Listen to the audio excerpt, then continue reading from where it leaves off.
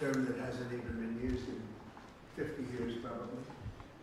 And it's 3,000 years we're playing with, so people thought that was something, and it really was incredible. We had tremendous friendships, and we've developed some friendships even over the last few days, and it's going very well. And we got the hostages back, which was a big deal.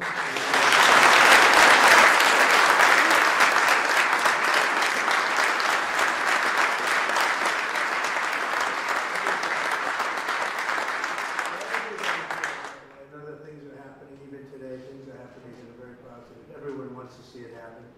Countries that didn't get along with each other are now seemingly in love with each other. Now, the Middle East have changed perhaps, but the deal will still be there. And it's going to be, I think it's going to be something to remember. We've settled now 8 wars, if you think.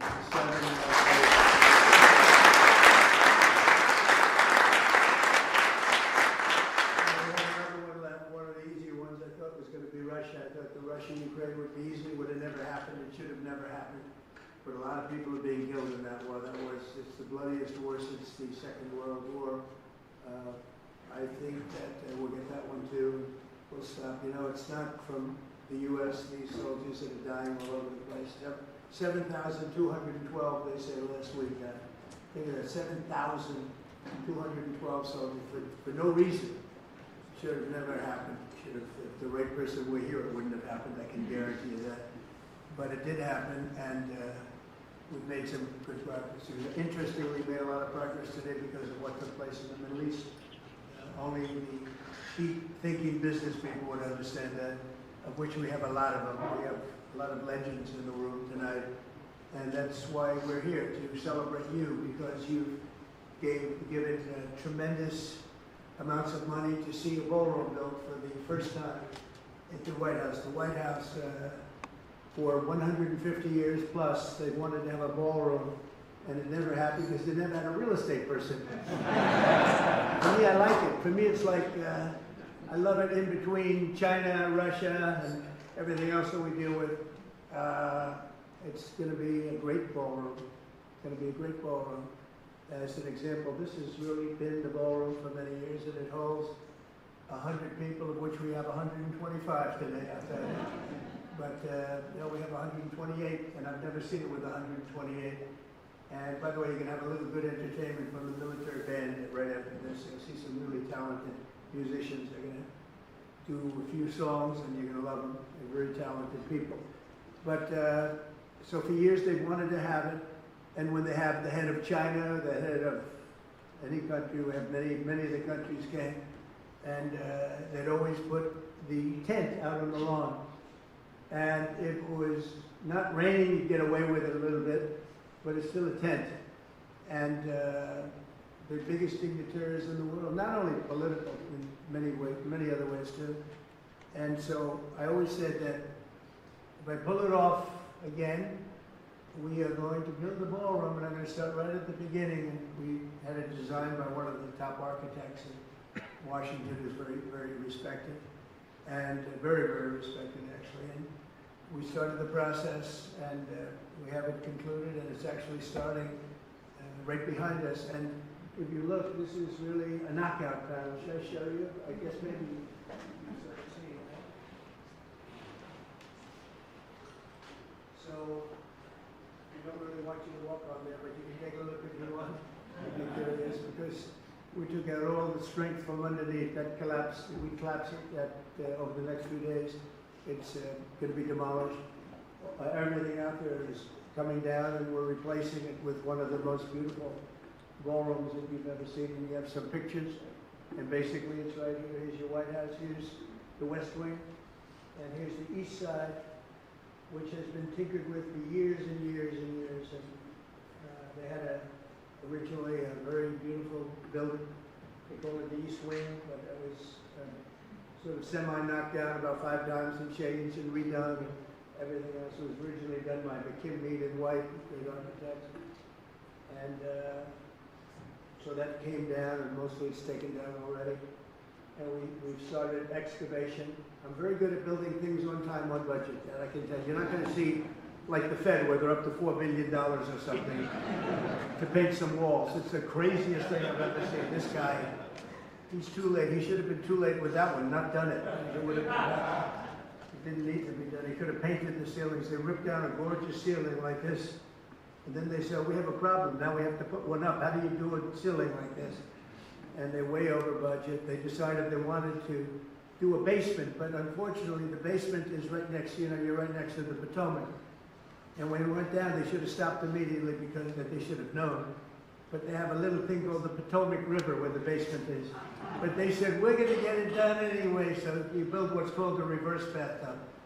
And it's not that uncommon, but it is actually a reverse. You seal it. The problem is nature always wins. I know a lot about reverse bathtubs. I've done it. And it's something you only do in emergency. There was no reason to do it there. They could have actually, if you think about it, they could have added 3 floors on top, and it would have cost about $2 billion less. So they ended up in this disaster of building a basement in the Potomac River and keeping the water out. It's very hard to do as you're pouring your concrete, which has to be dry. And it's been a disaster. And this is the same guy that keeps the interest rates too high. We should be much lower in interest. We're doing so well, but we would have been, as good as that is, even better. I don't think it's affected us much. You can't. We have an all-time high stock market. Everybody in this room is extremely happy with Trump. If you weren't, I would have postponed it. I would have said, let's do it some other time. But the stock market hits records almost all the time. Every once in a while, we'll have a little situation come up that drives it down, but it comes right back. We're doing really well on trade. We're taking in hundreds of billions of dollars on the tariffs. The tariffs are making this country so rich, and they're making it powerful. We stopped a lot of these wars using trade. We had, as an example, India and Pakistan were going at it really hard. 7 planes were shot down. It was going to happen. Bad things were happening. And I was talking to both of them about trade. And I said, how are we doing with this? They said, sir, we're doing very well. I'm like, great. Well, we're not going to do well. We're not going to do a trade deal unless they stop the war. And I got him on the phone, and I said, listen, we're going to put a 200% tariff on your country for any product you sell into the United States unless you stop this war, because I'm not going to be a party to it. You have 2 nuclear nations, by the way. No, you can't do that. I say, I can do that. Very easily I can. We're not going to have to lose millions of people from the planet. And frankly, that dust can blow over here too. It affects everything. It's a powerful, powerful weapon. Too powerful. So powerful you don't want to talk about it. So they said, no. I said, yes. Here's the story. If you're going to go and do it, we're cutting off all negotiations. There'll be no trade with the United States of America. Both nations, I spoke to them both. I like both. The leaders, I like them both a lot. But I said, that's the way it is. And I get a call the next day, we have decided to de-escalate. I said, I thought you would, actually. We have decided that we will not fight.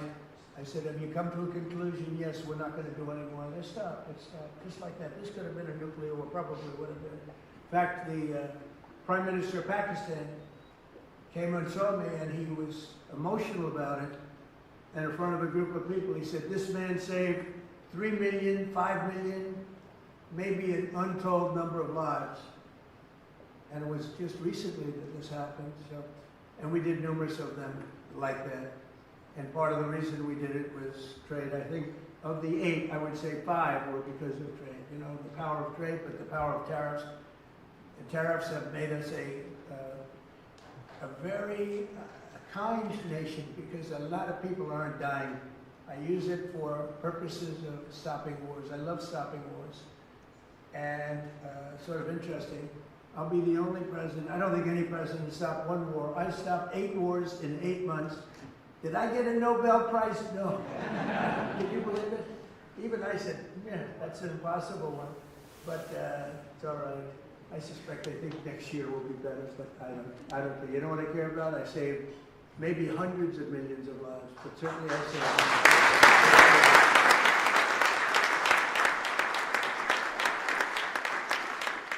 So now we'll get back to the point on hand. And that's where you're really here because you've contributed to this incredible building that people have wanted for so many years. And we show another building, it's an arc, it's the arc. So that circle, that's Arlington Memorial Bridge, as you know, it's sort of the most important one, a very important structure. And at the end of it, you have a circle that was built 150 years ago, nobody knows really when. And in fact, they put a couple of columns on each side. So you have 2 columns on one side, 2 columns on the other. But you have in the middle just a circle. And everyone that passes it said, something was supposed to be built there, that's true. But a thing called the Civil War interfered. That's a good reason. I would say, Ike, that would be a good reason, right? The great Ike Perlmutter. The Civil War, if you said you're having a war, I think they have a good reason not to build. Again, you know, they were building the Washington Monument, then they stopped, and you could see where they stopped because the stone is a little different color when you get up to the middle. But anyway, they stopped here. And then they were, in 1902, they were going to put a statue of Robert E. Lee up. Would have been okay with me. A lot of people wouldn't have liked it. Would have been okay with me. Would have been okay with a lot of the people in this room, but they didn't do that. And so for years and years it sat, and every time somebody rides over that beautiful bridge going right to the Lincoln Memorial, it's so beautiful, right? It's, they literally say, something's supposed to be here. And so we have versions of it, sizes of it, and it's going to be really beautiful. I think it's going to be fantastic. There's a rendering of what it will look like. You have 3 sizes. That would be the largest one. This is just a model of what it would look like in either of the 3, any of the 3 sizes, which is right here. I don't know if you can see it. So that's Lady Liberty. Lady, did you ever hear of Lady Liberty? On top. But, so the sizes would be very different. Now here's Lincoln. And this is sort of facing this way. And so we have this direct line. They did this and into that. So this would be, I go, small, medium, and large. Medium and large. And whichever one to look good. I happen to think the large one's quite fun. Why are you shocked to hear that? So we're going to, just do something for the city. I'm so proud of what we've done with crime. This is a very safe city now. This went from a very unsafe city where you were afraid to go out to dinner to a city that's extremely safe. The people that we have working on this, it's been a miracle almost. It took 12 days. We took out 1,700 people, brought them back to their countries from where they came. Many of them were let in through the Biden open border, brilliant thing, where they let people in from jails, from prisons and mental institutions. Insane asylum, that's a mental institution on steroids. And I mean, they were literally emptying out insane asylums into our country. This is Venezuela, but other countries also, not only Venezuela. And speaking of Venezuela, we have a lot of drugs. We had a lot of drugs coming in by water, and that stopped. In fact, nobody wants to go fishing anymore. Nobody wants to do anything near the water. They might have a beautiful boat, and they might as well get rid of their boat because they are very nervous about going on the water. It's been amazing. So now we were having literally a subway train of people and drugs. A lot of them coming from Venezuela. A lot of them come from Mexico and Colombia too, in all fairness. But we wanted to knock out one track, and I can tell you we cannot find anybody anymore. We're looking down there, looking down. There's not a boat on the entire ocean that we can see outside of the ocean liners, and even they're a little bit concerned about it. But it shows you the power and the strength and the technology of our great military. We have, I rebuilt the military in my first term. We had a great first term with the best economy ever. We had a rebuilding of the military. We had the big tax cuts and the all of the assets of the tax cuts, including the 1-year depreciation. You write it off in 1 year. Now we have better under the great big beautiful bill because we have no tips for, think of this, you have no tax on tips and you have no tax on Social Security, and you have for your workers, you have no tax on overtime. It's really I would say a middle of the road bill from the standpoint of who is it representing. It's the workers. It's the biggest bill ever passed in the history of Congress, and I'm glad we did because we don't need any more bills. We have everything in that one. Plus we have the deductibility every single year for 10 years. The other one had it for 1 year. You had a rush. This year, this time you don't. Actually, I was in favor of rushing because that's awfully good for elections, but it's not about elections. It's awfully good. So you have deductibility. You have so many different things. We have great social programs, $50 billion going to rural hospitals. So the great, big, beautiful bill, and we got it all in one. I was very happy because we had little arguments about that. A lot of people wanted to do it in small chunks. I said, if you do it in small chunks, you'll never get it approved. You'll get some approved, but not all of it, and not even close. You get much less, I would say less than 30%. So they've never done this before. They put every single thing that I wanted for 4 years in one bill, and we call it, some people call it different. I call it the great, big, beautiful bill, because that's what it is. And this will keep us, what we want to manage it now. We're going to manage it. All you have to do is that, but we got it all approved.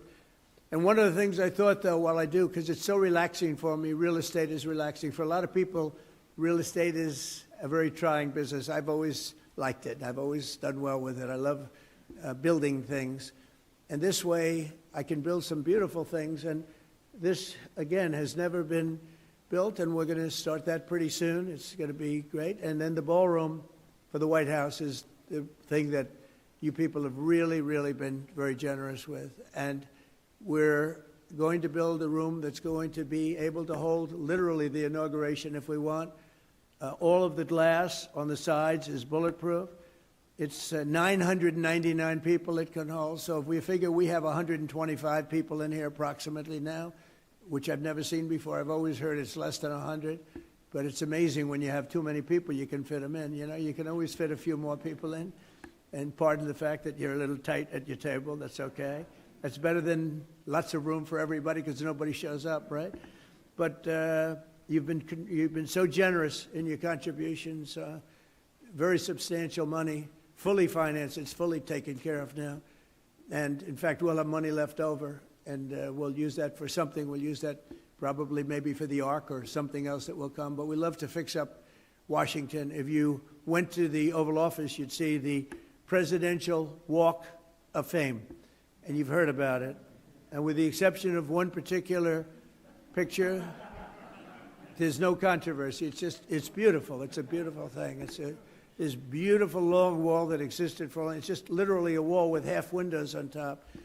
And that was originally built as a swimming pool. Now it's where the press is on the other side of the wall. And it's very interesting. All these people over here with all their cameras.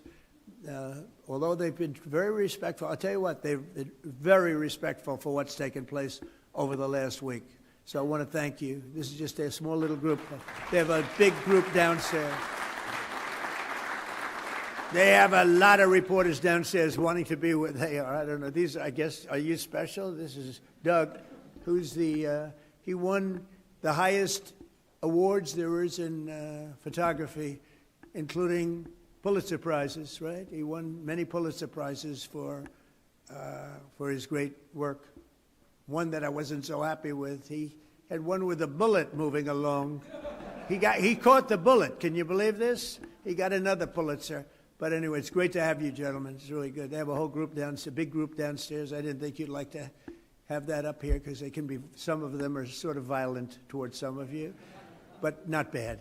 So we did a design that is being, just lauded for the ballroom. Showed it to the top people. One of the things that I like the most, I came in and I said to the people in the building, I said, if I make it back, I want to build a ballroom for the country, really, because this is really, they call it the people's house. It's the country's house. I want to build a ballroom. It needs it badly. And a ballroom that could seat 600 or 700 people so that when you have state dinners or more, if it's possible. And I said, how long would the process take? Because I'm so used to zoning.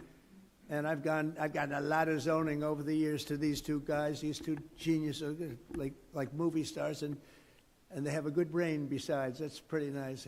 Nice to have you guys both with us. So they said, how long? I said, how long would it take? They said, sir, you can start tonight. I said, what are you talking about? You have 0 zoning conditions. You're the president of... I said, you got to be kidding.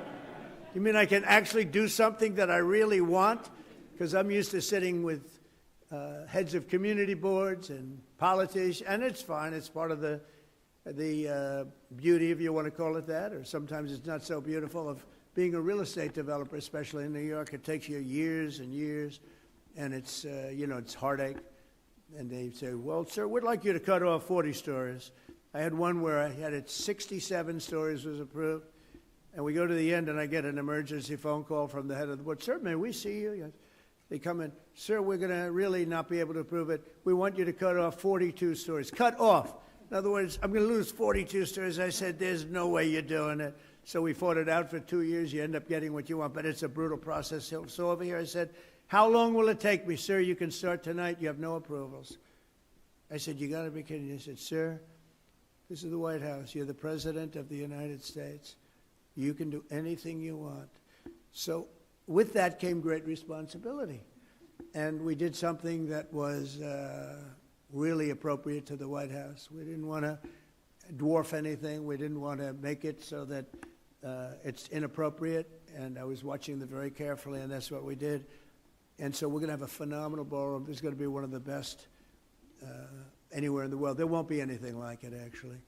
And it's 4 sides of glass, beautiful glass, but totally appropriate in color and in window shape and everything else with the White House, moldings. So it's going to be very much in keeping with the White House. You know, a new thing is you build a super modern building next to an old-fashioned building, and I think that's good, but I don't have the courage to do that with the White House. It's good for a lot of places. It's not good. It's not good for here. So everything's very much in keeping, and we'll be able to have state dinners, the kind we would literally not even have state dinners because it's not set up. But for all those years they wanted it, and now they're going to get it, and because of you they're going to get it, and me too. We're all in this together. And I mean, I have so many friends, and so many of you have been really, really generous. I mean, a couple of you, I'm sitting here saying, sir, would $25 million be appropriate? I said, I'll take it. You know, it doesn't take too many 25s to get it done. But a lot of you have been really fantastic. Ike, thank you very much. You were great. You were great, Ike Perlmutter. And they just felt it was something that's really good. It's the preservation of something there's nothing like it. To me, there's nothing like the White House. Even after I won the first night, I went up and I'm standing in the residential hallway with Melania, and I'm looking into the Lincoln bedroom. I said, that was a surreal experience. I'm saying, do you believe this? We're in the White House, and that's the Lincoln bedroom. And it takes a while to get used. I'm still not probably really used to it. It's just a special place. What can I say? So we have to take care of it. And we have little things like at the Lincoln bedroom, the bathroom was done by the Truman family and, a long time ago. And it's done in a green tile, and it's done as in a style that was not exactly Abe Lincoln. It's a style that's not good. So it's actually Art Deco, and Art Deco doesn't go with, 1850 and Civil Wars and all of the problem. But what does do is statuary marble. So I ripped it apart and we built a bathroom. It's absolutely gorgeous and totally in keeping with that time, because the Lincoln bedroom is so incredible for those of you that have seen it. We have so many different. Downstairs we have the palm room, and they had 1-by-1 tiles that were put there probably 20 years ago by somebody, and they were broken and bad. It's embarrassing, and I took it out and we did a magnificent book-matched statuary marble floor. We fixed the room, and we put up the right, the proper lighting and chandeliers and everything. It looks incredible. People walk up, they can't believe how beautiful it is. And so we like to fix it up, and it's a little bit of my heritage, fix up and clean up and make it nice.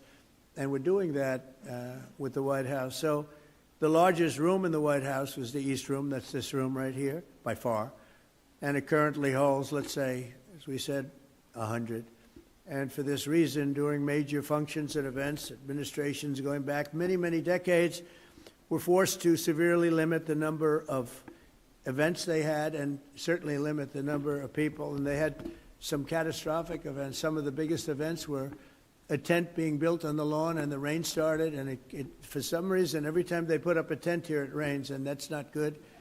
And they tended to use a lower level, which is, they have pretty big land here, but they used a lower level where the rain would just seep into the ballroom, and it wasn't pretty when you're sitting down having dinner, talking about, hello, President Xi, and how have you been, and hello, Emmanuel from France, and all the different people that we've had here. And you've got about 4 inches of water, literally, that's going over your shoes, and you're trying to pretend that it's not happening, but it's happening. So we won't have that stuff anymore, and it'll be great. We really need it. The United States is the greatest and most powerful nation on earth, and American presidents need to be able to host events at the White House that reflect the demands of the time and that can carry out the prestige of what we're all doing. I mean, we're a country that a year ago was dead. We were a dead country a year ago, as many of you know. And today we're the hottest country anywhere in the world by far. Everybody admits it. King of Saudi Arabia told me that. You've heard me say it. But Qatar, UAE, the European Union came in, every country. They said, it's unbelievable what's happened with the United States. We're hot. And I'll tell you what, had this other group of lunatics been elected, this country would have, I think, you would have actually failed. So we went from being a country that was dead, a country that was really in trouble, open borders, everything they did wrong, men and women, sports, transgender for everybody, every single thing they did was wrong. Just go the opposite, and you couldn't miss. And we had an election that was a landslide. It was so big. We won the popular vote by a lot. We won all 7 swing states. There are 7 swing states, as you know, and if you win 3 or 4, you do great, but to win 7 is very rare that you see that happen. We won all 7. We won the Electoral College by a lot. We're at 312. Remember, they said, well, I don't know if he can get above 250. No, we didn't. We got 312, and it was great. We beat them by a lot. But we have another where you would call it districts, or you would call it, there's a map split up, beautifully split up in tiny little quadrants, and they call them districts, they call them just areas, and we were 2,750 to 525. That's why when you look at a map of the election, it was all red with 2 blue stripes down on one end and the other. And even them I worry about, because I don't believe it. I don't believe it. I think we did great there. And so we've had an amazing time. It's the most powerful nation on earth now. You see that. You see the weaponry. We have the greatest weapons, the greatest manufacturer of weapons. Some of you are in that world, and some of you, the greatest in the world. We have the greatest in the world. I wish we could make them faster, if you want to know the truth. Everybody, all of our allies want them, and they want them as quick as they can. And the American presidents need to be able to showcase our country. So we'll begin the really historic effort to add we'll call presidential ballroom. That'll expand the space for tens of thousands of people will be able to come during the course of a year if you add it all up and have the kind of space that you need. It's very exciting. To me, it's exciting as a person in real estate because you'll never get a location like this again. Even contracts, I give out the contracts myself. Can you believe it? And we just gave out the excavation contract, and I guess he was in for $3.2 million. I said, "Can you do it for 1.5?" "No, I can't do that, sir. I can't." I said, "This is once in a lifetime. This is the excavation of the White House grounds for what will be one of the best, most beautiful ballrooms in the world." "Sir, I can't." So, but I got him down to $2 million, so it's not terrible. So we got it. And so many people were so great. Carrier, it's a great company, air conditioning. He called, he said, "Sir, we'd like to donate the air conditioning." I said, "That's a beautiful thing. I appreciate that. You're donating it to not giving it to me, giving it to the country." Donated the air conditioning, a steel company, a great steel company, a great man, actually. He said, "Sir, I'd like to donate the steel for your ballroom." I said, "Well, that's nice." And I found out, "How much is the steel?" I called the contract. "Sir, it's down for $37 million. I said, "This is a nice donation, right?" He wants the steel, and he wants to make it great steel as opposed to garbage steel because they dump a lot of garbage around, you know. Steel is like everything else, including human beings. Steel could be high quality and it can be low quality. He wants to make sure it's high quality. And so many different people are donating services and they're donating products to the ballroom. It's amazing. If we keep going like this, I may be able to build it for nothing. You know, we'll get it built for nothing.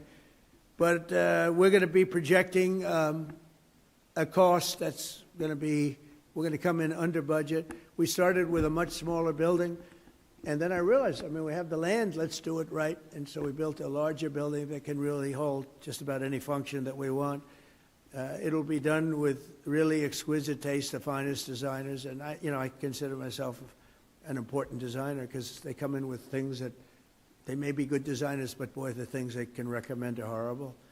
And we wanted classic, the utmost respect for the historic beauty and grandeur of one of the most iconic buildings anywhere in the world. You go to the White House and you see that picture. When you ride up in the drive, like tonight, probably some of you realize you drive up that drive and you're looking at that building all lit up and gorgeous and perfect, and we take good care of it too.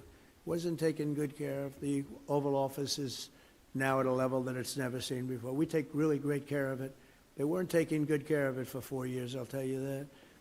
This addition will be completed in the classical style that complements everything else around it, including the Treasury Department, which is right next to it. We have been working very closely with the incredible people of the National Park Service. They really are. They love this place. They're very proud of it. The architects, historians, and everyone else and many others to ensure that the project will be beloved and loved for years to come, for centuries to come. It's going to be up for a long time, I hope. To the cherished White House staff and everyone else that worked so hard, I want to thank you very much. And it's from James Monroe, who added the South Portico. I don't know if you know that, South Portico. To Andrew Jackson, who added the North Portico. To Theodore Roosevelt, who added the West Wing. Did you know that? Theodore Roosevelt, a long time ago. And Harry Truman, who added the Truman balcony. He wanted the Truman balcony. That's right up here, so you have the balcony off the residential. Chief executives throughout the history have contributed to making the White House special, and nothing of this magnitude has been done, but the really big recent renovation was the West Wing and the Oval Office. And that's pretty major in terms of what it stands for. It's actually not big, but it's really big in another way. It's the biggest, I would say, in another way. And that was around 1900. So that's a long time ago. That's a long time ago.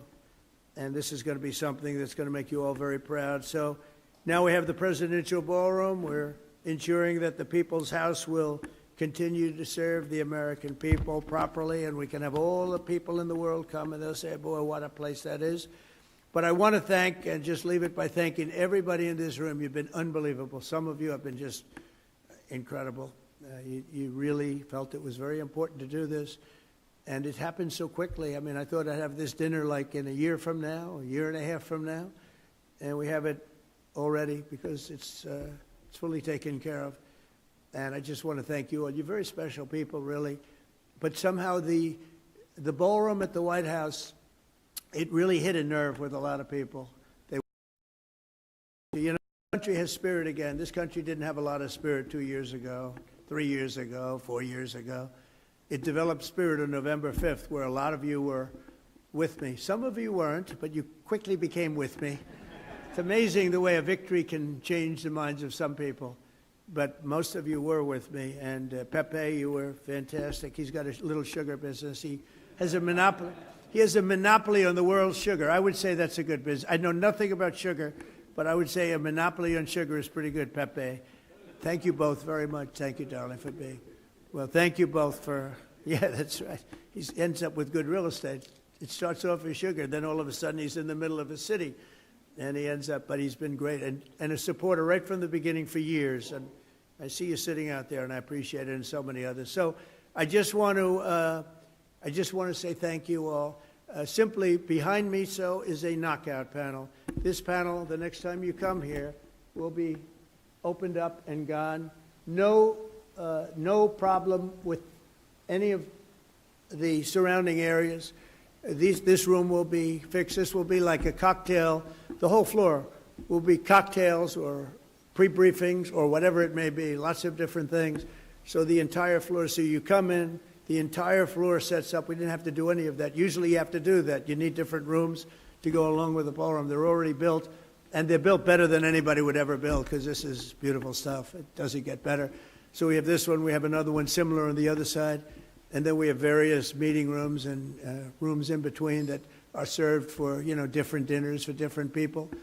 And all of this is utilized just the way it is. It'll be enhanced. It'll be even more beautiful, but it'll be, and really brought into the future a little bit from the standpoint of life and lifespan.